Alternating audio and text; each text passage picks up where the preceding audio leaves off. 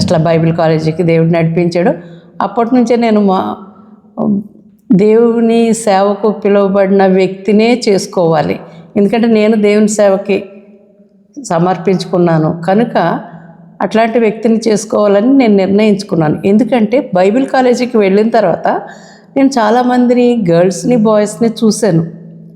మా అమ్మ నన్ను సమర్పించింది, మా బిషప్ గారు పంపారు, లేకపోతే నేను ఫెయిల్ అయిపోయి ఖాళీగా ఉన్నానని వచ్చాను, ఇట్లాంటి సాక్ష్యాలు చెప్తున్నారు. అంటే ఫ్యాక్ట్స్ చెప్తున్నారు వాళ్ళు. అప్పుడు నాకు అర్థమైంది ఏంటంటే, నేను చిన్నపిల్లగా ఏంటి దేవుడు పిలవకుండా కూడా వాళ్ళకు ఎవరో ఫోర్స్ చేస్తే లేకపోతే ఇలాగ వస్తారా అని నాకు అర్థమైంది. అమ్మో అని అప్పటి నుంచి నాకు భయం పుట్టిందనమాట. అమ్మో అయితే నేను మాత్రం నిజంగా నాకు ఎలాగ దేవుడు పిలిస్తేనే దేవుడు చిత్తమని అనుకుని నేను బైబిల్ కాలేజీకి వచ్చాను, సేవకు ప్రిపేర్ అవుతాను, అట్లాంటి వ్యక్తినే చేసుకోవాలనుకునేదాన్ని.